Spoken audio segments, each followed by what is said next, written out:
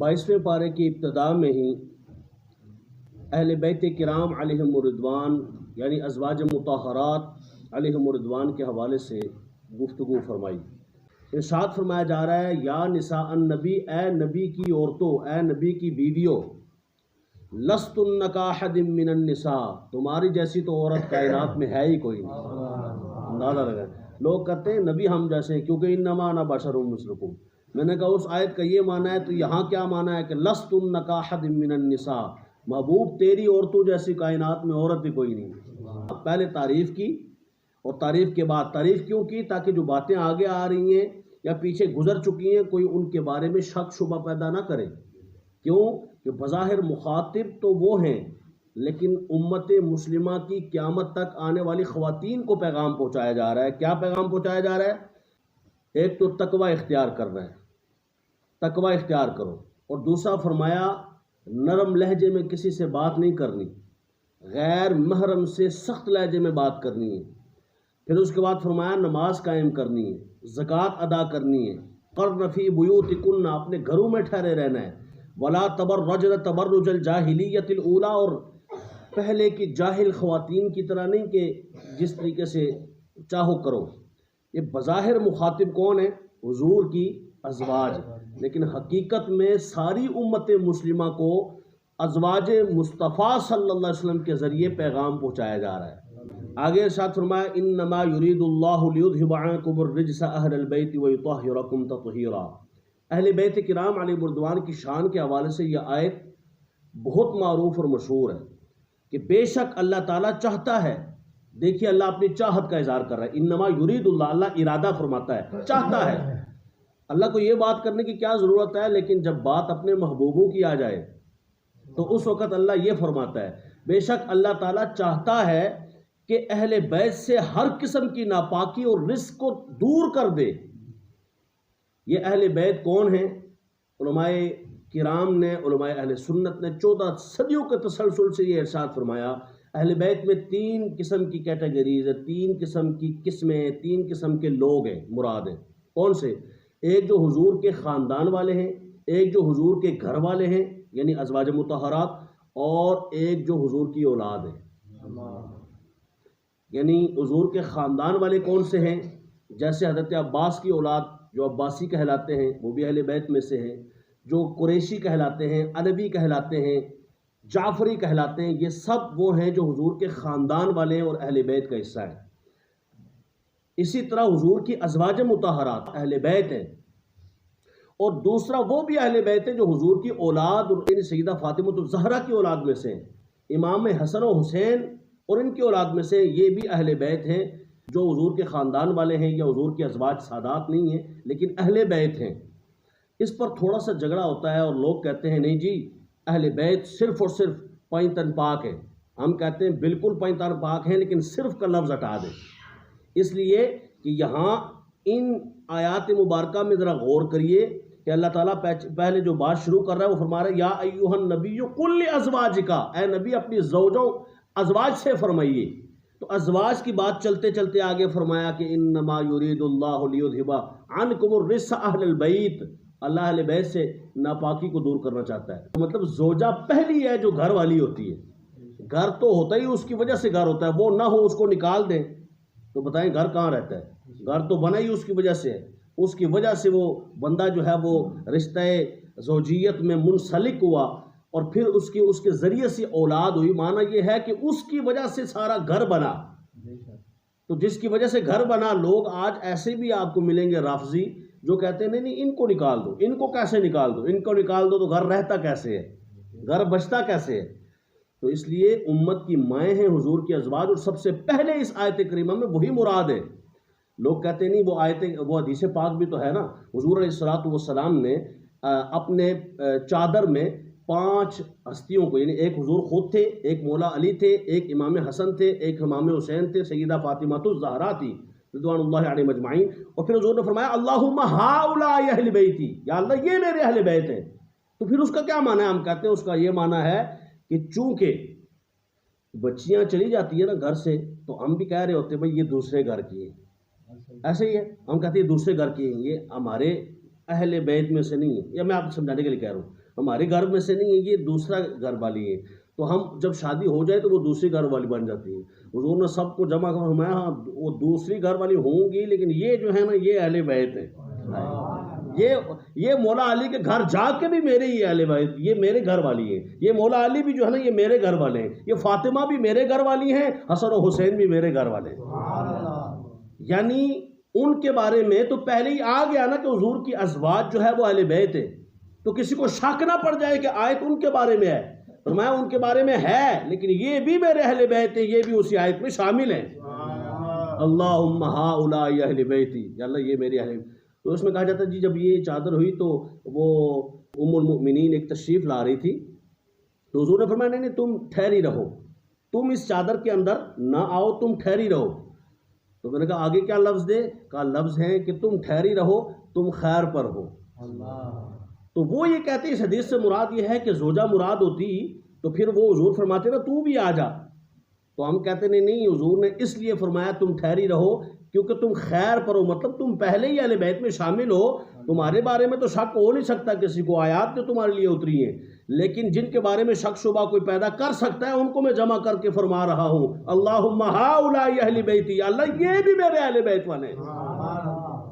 اور یہ کس کو سمجھانا مقصود تھا؟ قیامت تک آنے والی امت مسلمہ کو۔ تو بہرحال ہمیں اس آیت کریمہ کو سمجھنا چاہیے کہ اللہ تعالیٰ ان اہل بیت، ان نفوس قدسیہ سے خود فرما رہا ہے کہ میں ناپاکی دور کرتا ہوں۔ کون ہے، کون ناپاک ہے جو ان اہل بیت سے ناپاکی کی باتیں کرے؟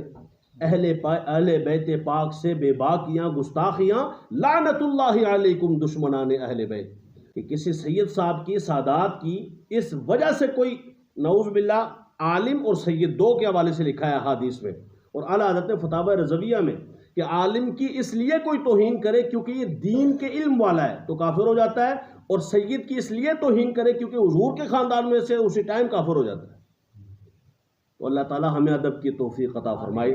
اور اہل بیت جن سے ناپاکی دور کی گئی ہے، اس سے مراد کفر کی ناپاکی ہے، اللہ نے ان کو ایمان والا بنایا ہے، اور جو اولین اہل بیت ہیں جیسے امام حسن، امام حسین، سیدہ فاطمہ الزہرا، ازواج مطہرات، مولا علی، تو یہ جو اولین ہیں حضور کے خاندان والے، یہ اولین جو اہل بیت ہیں یہ تو وہ ہیں جن کے لیے قرآن میں صاف صاف جنت کا ذکر آیا ہے۔ کُلًّا وعد اللہ الحسنى، اللہ نے سب سے حسنہ کا، جنت کا وعدہ فرما لیا ہے۔ اللہ ان جنتیوں کے ساتھ رہنے کی سعادت نصیب فرمائے۔ اعلیٰ حضرت نے یہاں رک کر تھوڑی سی بات کر دوں، یہاں تک لکھا ہے جو سادات ہے نا، فاطمی اولاد جن کو ہم سید کہتے ہیں، ویسے آپ سعودی عرب میں چلے جائیں تو کل ہاشمی سید، تو وہاں پہ وہ کوئی، میں ان کو تعارف کراؤں گا کہ میں عباسی ہوں تو وہ کہیں گے سید صاحب، سید سید انت سید، تو وہ کوئی بھی ہاشمی خاندان کا ہے، چاہے ہاشمی خاندان کا قریشی ہو چاہے علوی ہو، تو اس کو وہ کیا کہیں گے؟ انت سید، ٹھیک ہے۔ لیکن پاکستان اور ہندوستان اور بنگلہ دیش اور ان جگہوں پر خاص ایک ٹرم یوز ہوتی ہے سید کی، کس کے لیے؟ سادات کے لیے۔ تو جو سید سادات ہیں ان کی میں بات کر رہا ہوں۔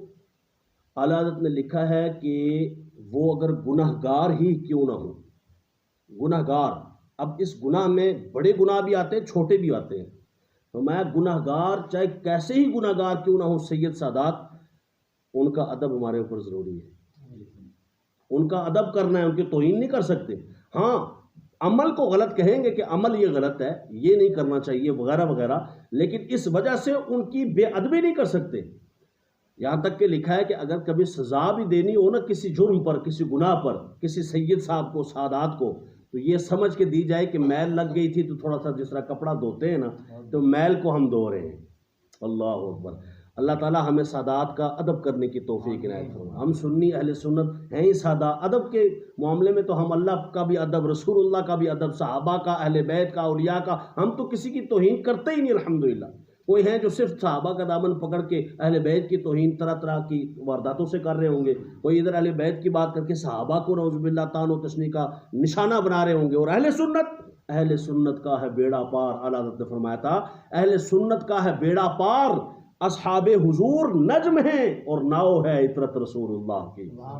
اللہ تعالیٰ اہل سنت میں رکھے اور اہل اسلام کا دامن تھامے رہنے کی توفیق عنایت فرمائے۔ تو بالغ ہونے سے پہلے حضور کی ساری اولاد اس دنیا سے وصال فرما گئی تھی، اس لیے فرمایا کہ آپ مردوں میں سے کسی کے باپ نہیں ہیں۔ تو مردوں کی بات اس لیے کی کہ نبی سارے مردوں میں ہوتے ہیں، نبی سارے مردوں میں ہوتے ہیں، اور چونکہ عورت کوئی نبیہ نہیں ہوتی اس لیے مردوں ہی کی بات کی کہ مردوں میں سے کسی کے باپ نہیں ہے۔ پھر آگے اللہ تعالیٰ نے حضور کی شان بیان کرتے کرتے ارشاد فرمایا یا ایھا النبی انا ارسلناک شاہدا ومبشرا ونذیرا، اے نبی بے شک ہم نے آپ کو حاضر ناظر بنا کر بھیجا۔ یہ آیت ہے حاضر ناظر پر۔ لوگ کہتے نہیں اس کا ترجمہ ہے گواہ بنا کر بھیجا۔ میں نے کہا جب یہ معنی بھی ٹھیک ہے، گواہ بنا کر بھیجا، تو گواہ کون ہوتا ہے؟ جو حاضر ہوتا ہے کہ غائب ہوتا ہے؟ جو غائب ہو اس کی تو حاضری آج کی عدالت میں قبول نہیں ہوتی، رب کی عدالت میں کیسے قبول ہو جاتی ہے؟ گواہ وہی ہوتا ہے جو عدالت میں یہ کہے کہ اس موقع پر میں موجود بھی تھا جب یہ بات ہوئی، میں دیکھ بھی رہا تھا۔ موجود مطلب حاضر، دیکھ رہا تھا مطلب ناظر۔ میں حاضر بھی تھا، میں ناظر بھی تھا، گواہی پکی۔ حضور کو تکلیف دو یہ بھی جائز نہیں، اور فرمایا یہ بھی جائز نہیں کہ اس انداز میں تکلیف پہنچائی جائے کہ تم رسول اللہ کی بیوی سے دوسرا نکاح کر لو۔ میں محبوب صلی اللہ علیہ وسلم تیری بیوی سے دوسرا نکاح بھی جائز نہیں، جبکہ باقیوں کی بیوی سے دوسرا نکاح جائز ہے۔ تو یہ خاص پروٹوکول ہے حضور کے لیے، اس لیے کہ نبی زندہ ہیں اور زندہ کی بیوی سے دوسرا نکاح جائز نہیں ہے۔ اس زندگی جیسی کائنات میں کسی کی زندگی نہیں ہے۔ اس کئیوں کی عادت ہوتی ہے ایک بات کو 10 مرتبہ کرنا، کئی مرتبہ لوگوں کی عادت ہوتی ہے 5-6 مرتبہ۔ اللہ کی تو ایسا نہیں ہے نا، فضول بات تو ہے کوئی نہیں۔ تو یا اللہ یہ کیا فرمایا آپ نے کہ صلو علیہ کے بعد وسلموا، بات تو ختم ہو گئی تھی سلموا پہ، یہ تسلیمہ یہ فالتو بات تو ہے نہیں۔ تو اس کا کیا معنی؟ میں یہ معنی ہے کہ درود میں نے 1 مرتبہ کہا اس لیے کہ درود کے منکر نہیں ہوں گے۔ درود کے منکر وہ کہیں گے اللہم صلی علی محمد وعلی آل محمد کما صلیت علی، درود ابراہیمی پڑھو جی، درود ابراہیمی پڑھو۔ منکر ہوں گے سلام کے، ہائے ہائے، منکر کس کے ہوں گے؟ سلام کے۔ تو درود پڑھو اور سلام خوب خوب پڑھو، سلموا تسلیما، سلام پڑھو خوب خوب سلام، تاکید کر کے فرمایا۔ فرمایا جدے منکر ہوگا نا تو تاکید اتھے ہی ہوتی ہے۔ سلام کے چونکہ ہوں گے، فرمایا سلام تو لازمی پڑھو، جب بھی پڑھو تو الصلاۃ والسلام علیک یا رسول اللہ۔ درود ابراہیمی میں صلاۃ تو ہے، سلام نہیں ہے۔ اور اللہ نے آرڈر 2 چیزوں کا دیا اور دوسری پر زور لگا کے دیا۔ جیسے میں کہوں نا آپ نے فلاں جگہ کھانا کھانا ہے اور فلاں جگہ پانی پیا، پانی ضرور پینا ہے۔ اگر میں 2 مرتبہ کہوں تو بندہ سمجھ جائے گا بھائی پانی پینا ہے، پاویں کھانا نہ بھی کھائیے لیکن پانی لازمی پینا ہے، کیونکہ تاکید اگلے کی ہے بڑی زور نال۔ اللہ نے فرمایا درود تو بھیجنا ہی بھیجنا ہے نا، لیکن سلام لازمی بھیجنا ہے۔ اسی لیے سب سے چھوٹا بھی درود ہم پڑھیں تو ہم کہتے ہیں صلی اللہ علیہ وآلہ وسلم۔ فرمایا حضرت داؤد علیہ السلام اللہ تبارک و تعالیٰ کے حکم سے تسبیح فرماتے تھے تو آپ کے ساتھ پہاڑ بھی تسبیح کرنے لگ جاتے تھے۔ حضرت سلیمان کا کیا ذکر فرمایا کہ سلیمان وہ تھے جن کو اللہ نے تخت ایسا دیا تھا جو اڑتا ہوتا تھا، تو لگے رہے ادھر بنانے میں۔ تو حضرت سلیمان تو کب سے وصال فرما چکے ہیں، لیکن بہرحال اتنے میں تعمیر مکمل ہو چکی تھی۔ رب نے گویا بتانا چاہا میں ایسے بھی کرتا ہوں، ایسے بھی کر سکتا ہوں، تم مانو یا نہ مانو پیغمبر کی موجودگی میں منوا دیتا ہوں۔ تو بہرکیف فرمایا کہ حضور صلی اللہ علیہ وآلہ وسلم سب کی طرف رسول بن کر آئے اور سب جو ہے وہ حضور کے امتی ہیں۔ پھر فرمایا پچھلی امتوں کے لوگ مال و دولت ہونے کی وجہ سے کہتے تھے کہ ہم اللہ کے قریبی ہیں، لیکن اللہ فرماتا ہے کہ ایمان والے اور اعمال صالحہ والے اللہ کے قریبی ہیں۔ پھر فرمایا کہ نظام لیل و نہار اور نظام شمس و قمر اللہ تعالیٰ کے تابع ہیں۔ فرمایا ایک نوع انسانی کو مختلف رنگوں میں پیدا کرنا اللہ تعالیٰ کی توحید کی دلیل ہے۔ ہم کتنے لوگ ہیں، کتنی کائنات ہے، کتنے اربوں کی دنیا ہے، غالباً 8 ارب کی دنیا میں ہر انسان مختلف نظر آتا ہے۔ آنکھیں سب کی 2 ہیں، ناک سب کا 1 ہے، ہونٹ سب کے اسی طرح 2 ہیں، سب کے کان 2 ہیں، لیکن شکل مختلف ہے۔ اللہ اکبر۔ سب کے یہ انگوٹھے ہی آپ چیک کر لیں، دیکھ لیں، یہ جو تھم کیا ہمارے کرتے ہیں نا، وہ انگوٹھا لگاتے ہیں، تو یہ سب کی انگلیاں، ان کے پورے یہ بظاہر تو ایک جیسے ہیں، لیکن آج جس مرضی مشین میں آپ لگا دیں، ہم میں سے اربوں دنیا میں کسی کا انگوٹھا نہیں مل رہا ہوتا۔ تو یہ فرمایا یہ نوع انسانی کو مختلف رنگوں میں پیدا کر کے میں نے اپنی توحید ہی تو بتائی ہے۔ پھر آگے فرمایا انما یخشی اللہ من عبادہ العلماء، بے شک اللہ تبارک و تعالیٰ سے ڈرنے والے علماء ہوتے ہیں۔